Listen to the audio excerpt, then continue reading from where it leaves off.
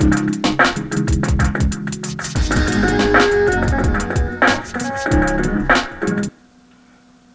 evening, or good day, or whatever part of the world you're in. Hello, and welcome to another edition of Craziness. I don't know. I decided that to come on here this afternoon and speak to you about something that is near and dear to my heart, and that is the transaction, the dating, marriage, transactional flow, whatever it is. And it's come to my attention that a lot of guys out there today are thinking that there is no benefits to being a stepdad. There's no benefits to being a boyfriend. There's no benefits to any of it. And there's a lot of fact in that. There's a whole lot of fact in that. Looking at it on its face, it would be wise to say that you would have to be crazy to even partake in that sort of thing. Because you just don't have any sort of, the risk outweigh the rewards, to put it simply. There is more risk in getting into that sort of situation than rewards. And to show you what I'm talking about, I'm going to play for you a clip from Just Pearly Things. Shout out to Just Pearly Things. They do incredible work with their show, and I'm a follower, I'm a fan, and I think if you guys can listen, you will too. But check out what this brother has to say regarding the benefits and the risks and rewards of being a stepdad. This is just a stepdad part of it, but check it out. To me, and you want me to come and pick up the mess. So, for example, let me say something to you. If I meet you and you've got one child, if I want to get married to you, want to move in with you, want to get a place for us, if we started a one-bedroom, might have been enough. We could have started even a two-bedroom. Cool, but I have to think about your child. So when I want to have my own child, we need to actually have a three-bedroom. It's already costing me. So if I want to send my children to school, I want to send my child to private school. Can I send my child to private school and send your kid to a local comprehensive? Will you like that? If I want to buy my child, for example, Jordans, but your child wants trainers, I'm like, no, I'm going to buy them high-tech. Is that okay with you? If we go out, for example, to the fun fair, to Thorpe Park, Alton Towers, my child wants to get ice cream, wants to get some, wants to get some tennies, and I buy them, and then your child says to me, can I have some? I said, no, go and call your dad and pay for them. Are you going to be okay with that? The fact remains is, these charges are going to be a cost for us. Women don't look at it like that, but men, we see it like that. So there's no benefits of me raising your child other than the ones that you will see fit. Can I discipline your child the way I want to? Can I hit your child if I want to? You might not see hitting your child, but I may want to do that. Can I do that? In the future, if you have a female daughter, in the future, she gets old enough and she makes an accusation against me. Are you going to treat me like a father, or are you going to treat me as some? These are all things that men mitigate and think to. And because you don't think as far ahead, you don't realize why it's so dangerous and it's not worth us being stepdads. Boom. What do you guys think of that? It's the truth. I'm sorry, you too. You seem shocked. I don't know. Go. Or does that make sense to you? I don't know how to feel, simply because I have a stepdad, which is her dad. Yeah, my dad raised her from the age. So if I didn't get a father figure in life, I might have not understood the way that I think to this day. Okay. The gentleman on the far left spoke no lies that I could discertain. He didn't say anything that isn't readily known or available. The girl on the left here is being like she doesn't know. And to that I simply say, how could you not know? How could you not know that guys think this way? And the answer to that is glaringly obvious. You don't know because you don't ask. You will never know anything on this life unless you ask the question. Hence the phrase, there are no stupid questions, only silence. Because if once you ask the question, no matter how stupid you may think it is, someone else somewhere was thinking the same thing. They just didn't have the guts to come out and say it. But they thought the same thing. So you're simply a voice to the concerns or questions of many.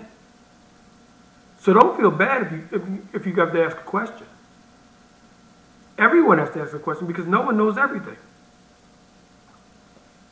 But let's go on real quick. It doesn't necessarily have to mean me being in a relationship, but like maybe just simple things in life, or like how I can look at life, or like my beliefs in life, or like how to be open-minded, who I am as a black woman. If I didn't get those certain things, could I just hope that my mum was going to give me all of that? And also, our dad treats us the same. Yeah. Like, he doesn't differentiate. If I get, she gets. If she gets, I get. But I think that's also representative of your mother. So your mum's recognised this man's going to be a stepdad, and she's going to treat him like probably like. We have different mums. Okay, wait. So Yeah. So, our younger siblings have. So I have the same dad as our younger siblings, and she has the same mum. Just a different dad. I'm the only one with a different dad, and I'm the only one with a different mum. So they both brought a kid into the relationship. Yeah. okay, cool. I understand.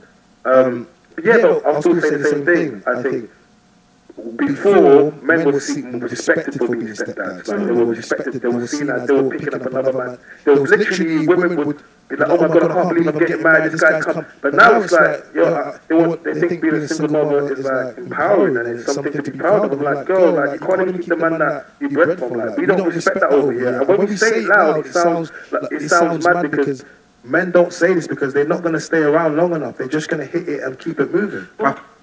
Okay. There, once again, no lies that I can see. Back in the day, when a man decided he was going to come in, he was coming in with, and the woman had children. He was coming in with the expectation that he was going to become the head of that household. His rules were going to be followed, and the subjects, or otherwise known as children, would be part and parcel of the equation, and also they would have to be, they'd be disciplined as and when needed. Where today, with the new single woman culture, you can't touch him. You can't touch them because she doesn't allow it. Now, I'm not saying for 1 second that there aren't situations where there has been domestic abuse because the father has either verbally or physically or sexually abused one or more of the siblings and or the spouse. But that being said, it is also the exception, not the rule. Because not everybody does that. Because if everybody did do that, there'd be no life on this planet. Let's face it. If you're constantly getting abused, if you're constantly getting getting raped or any sort of bad thing like that, after a while you're going to say, screw it, I'm not bothering with it. I'm not going to do it. I'm not. This outcomes are all the same. I'm not doing it. End of story. And life would eventually end as we know it, because there would be less and less people on this planet until the point where there's none. The average man, the everyday man, we'll call him the everyday man doesn't abuse children.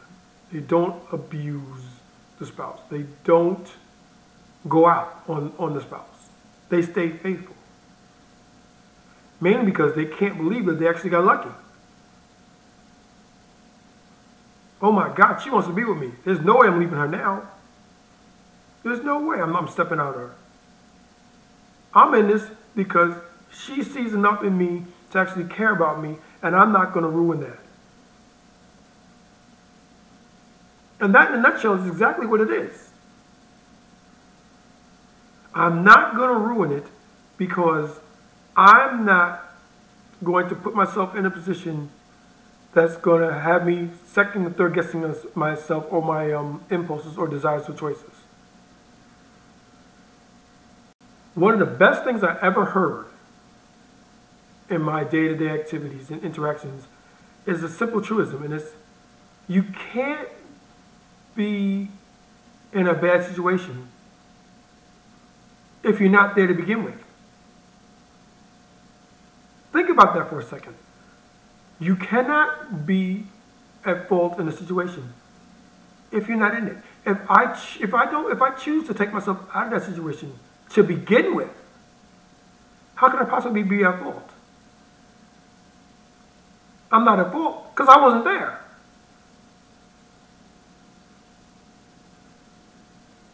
That, in a nutshell, is how the everyday man thinks. Now, some guys, you can get complacent. You begin to take the woman for granted, and you begin to look around for other things, and you possibly get yourself into trouble that way. That also does happen, but it's not the norm. And I can't stress that enough. That is not the norm. You cannot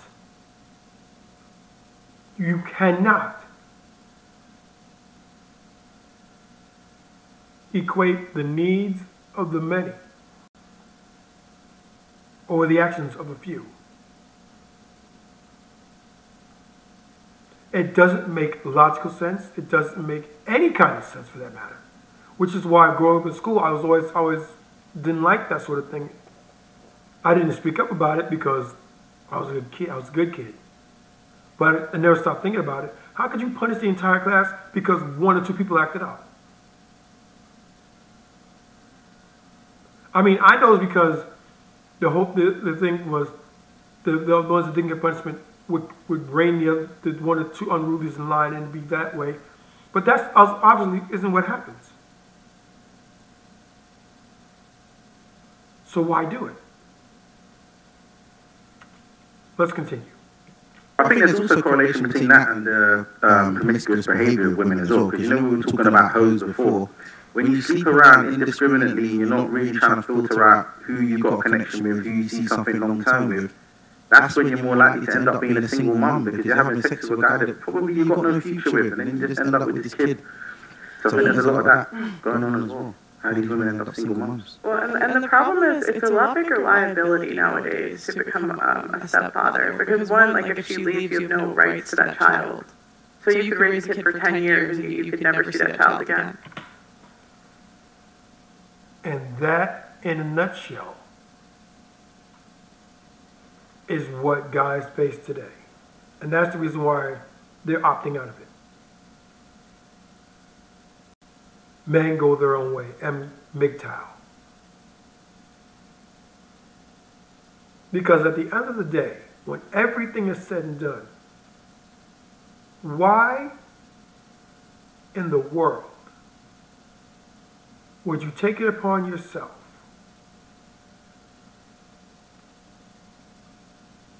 to bond with these children, to love these children, to treat them as your own, only to have them snatched away from you when it goes south? Why in the world would someone give of their time, their resources, their energies, their love to kids they didn't sire just to have them ripped away because the woman now feels that you're not worthy of the time or attention that you're looking to give? And that's mainly because you pissed them off.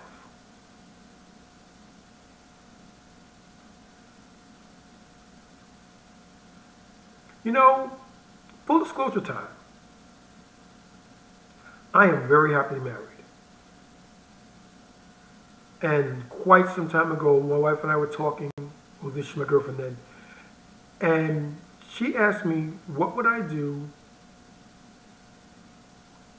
if she was gone?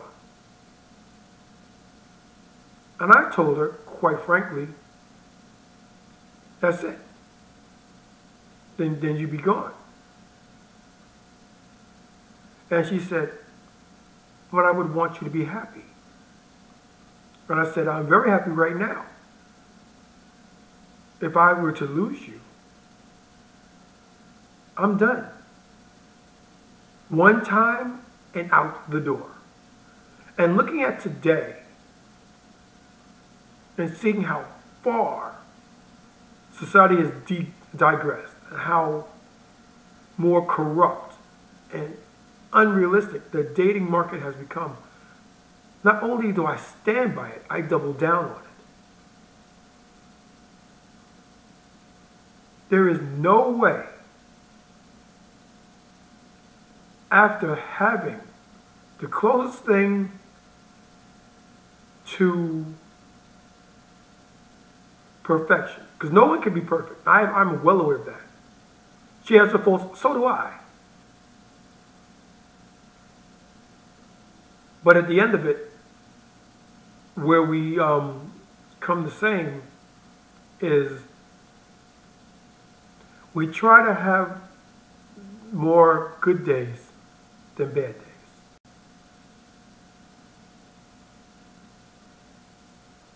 That's how I live my life. I wake up every morning looking to have a good day. And if I have a bad day, I doubly make sure that the next day has to be a good day. Because I want to have more good days than bad days. At the end of my life, at the end of days, I want to look back and say, that was a good run. I had a ton of good days.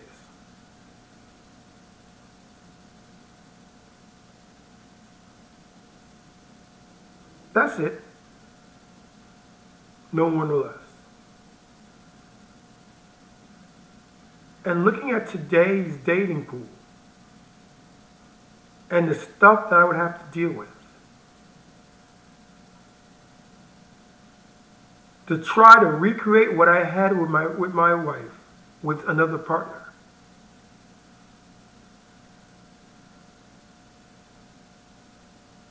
I don't know. Is it worth it?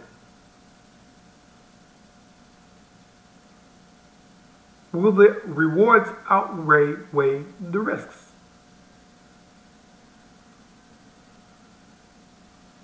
I won't say I'll never engage in it again. Because you never know what's going to happen. But I can tell you it's looking pretty slim. On a scale of 1 to 10, we're looking at about a 2. And the older I get, the more downward tends this trend.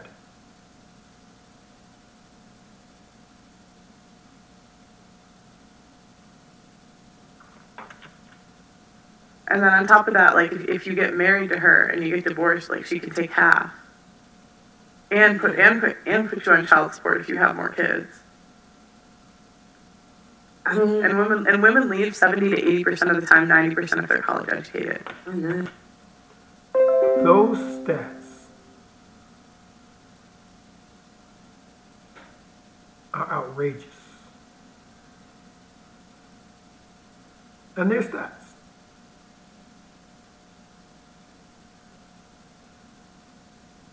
And looking at things through that lens, it's a wonder men haven't opted out sooner.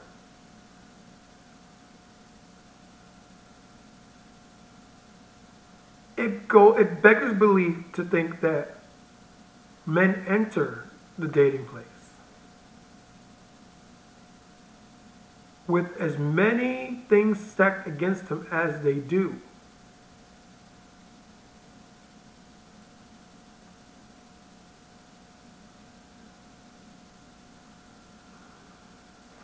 Continue.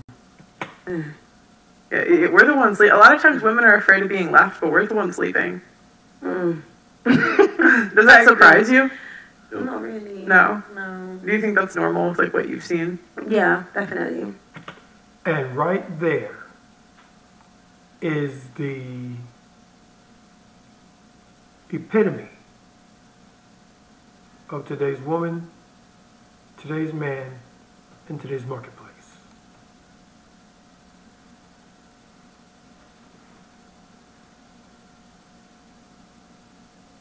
It's a zero-sum game. You can't win for losing. The best that you can actually get is to break even. But there's no value in breaking even. The best you can possibly attain to is level pecking. But there's no level pecking. So why bother? Why bother? I am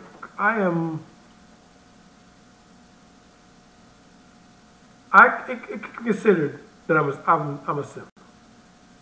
Let's just put it out there. And the reason why I could be considered a simp is because my outlook on dating, on relationships, on marriage, is old-fashioned.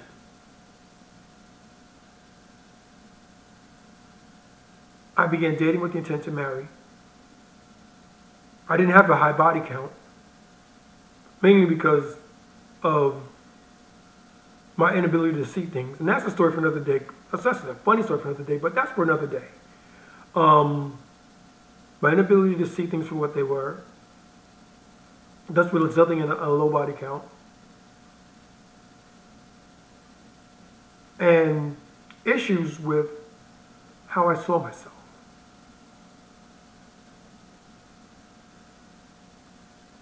I constantly wanted to beat myself up over something that, I don't think it should have affected me the way it did, but it did all the same.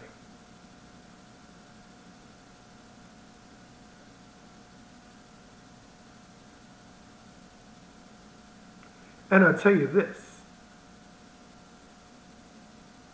my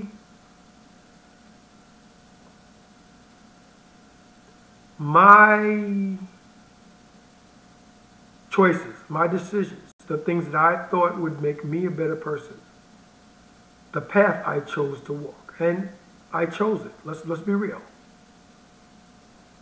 I played the hand I was given, and I managed to parlay it into what I would consider a decent lifestyle. It's not great, but it doesn't suck either. And then there are days where it is great. And there are days where it's not so great. But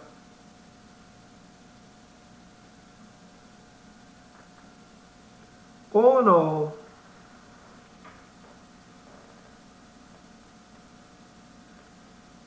I can see why people in general, and men in particular, see no benefits in any of it.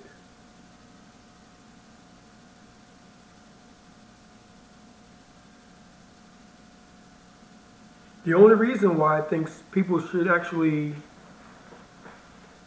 be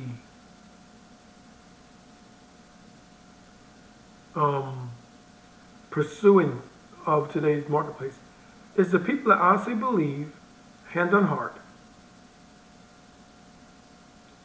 that they're the ones that are going to make it worthwhile. They're the ones whose risks are going to be, our rewards going to outweigh their risks.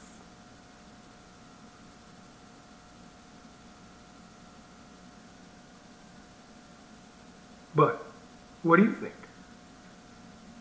Is it worth the risk? Or are modern men justified in going MGTOW?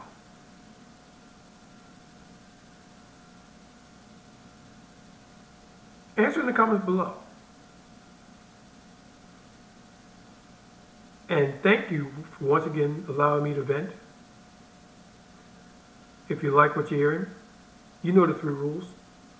Like, subscribe, and notify. And until the next, this is Spud Rock saying peace to you. We out.